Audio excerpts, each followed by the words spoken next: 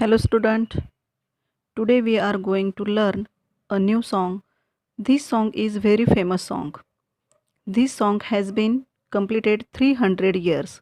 So in this textbook's 7th standard English, this song is considered as a poem. This poem is very simple poem. This poem is converted in many language all over the world with the same tune.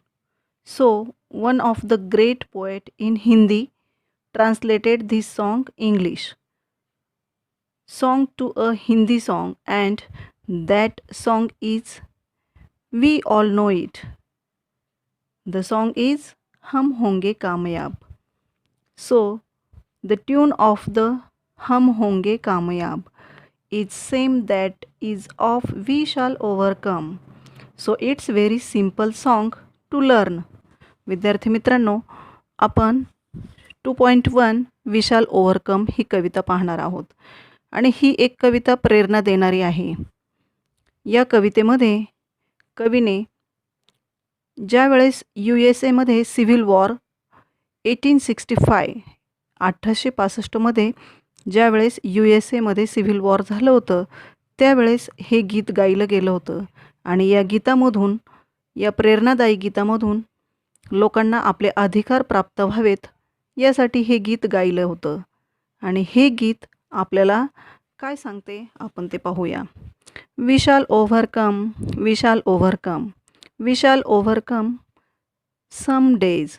O deep in my heart I do believe we shall overcome some days.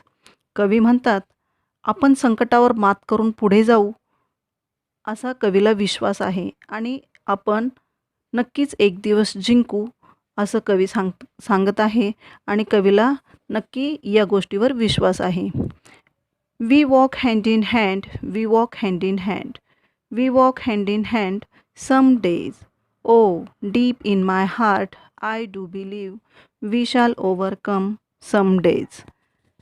आपण एकमेकांचे हात हातात घेऊन म्हणजेच एकमेकांच्या सहकार्याने पुढे जाऊ आणि आपण सहकार्याची भावना जर ठेवली तर आपण नक्कीच जिंकू असं आपल्याला या कवितेत सांगत आहेत. We are not afraid, we are not afraid.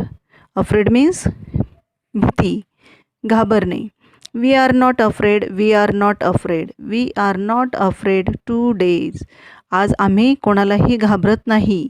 O deep in my heart I do believe we shall overcome some days. म्हणजे आम्ही आता कोणालाही न घाबरता आम्हाला कवी म्हणतो या कवितेमध्ये की आम्हाला पूर्ण विश्वास आहे की आम्ही आता कोणालाही घाबरत नाही. न घाबरता आम्ही पुढे जाणार आहोत. The truth shall make us free, truth shall make us free. The truth shall make us free some days. Oh deep in my heart I do believe we shall overcome some days. कवितेमध्ये सांगितलं आहे की आपल्याला आपला खरेपणा आपल्याला नक्कीच स्वतंत्र करणार आहे असा विश्वास, पूर्णपणे विश्वास आहे. Oh deep in my heart I do believe म्हणजेच आपल्याला आपला खरेपणाचा विश्वास नक्कीच स्वतंत्र करणार आहे. We shall overcome, we shall live in peace, we shall live in peace, we shall live in peace some days. Oh deep in my heart I do believe we shall overcome some days. म्हणजे peace means शांतता. We shall live in peace, आपलं जीवन नक्कीच शांततेत व्यतीत करणार आहोत. आपण आपल्या संकटावर मात करून सत्यापर्यंत नक्कीच पोहोचू आणि एक दिवस पुढे जाऊ आणि आपलं जीवन आपण शांततेत व्यतीत करू असं कवीला ह्या कवितेत सांगायचं आहे. तर ही एक कविता आपल्याला प्रेरणा देण्यासाठी इन्स्पायरेशनल पोएम आहे ही.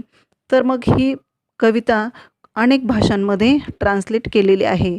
जसं तुम्ही ऐकलं असेल हम होंगे कामयाब हे गीत, त्याच गीताच्या चालीवर आपण हे गीत we shall overcome, we shall overcome, we shall overcome some days. Oh deep in my heart I do believe we shall overcome some days. अशा पद्धतीने हम होंगे कामयाब या गीतालाच ट्रान्सलेटेड करून इंग्लिशमध्ये ट्रान्सलेट केलेले आहे. तसेच अनेक भाषांमध्येही हे गीत ट्रान्सलेट केलेलं आहे. तसंच आपण हे गीत सर्वांनी पाठ करावे. आणि ह्या गीतामधून आपल्याला कवी काय सांगत आहेत, हे गीत आपल्याला एक एकतेची जाणीव करून देत आहे. एकता आणि अन्यायाविरुद्ध लढणे, विरुद्ध लढून आपल्याला आपले अधिकार प्राप्त करण्याचे आणि एकतेचे प्रतीक तसेच प्रेरणा देत आहे हे गीत आपल्याला. तर आपल्याला हे गीत समजलं असेल विद्यार्थ्यांनो, सर्वांनी हे गीत पाठ करावे. धन्यवाद.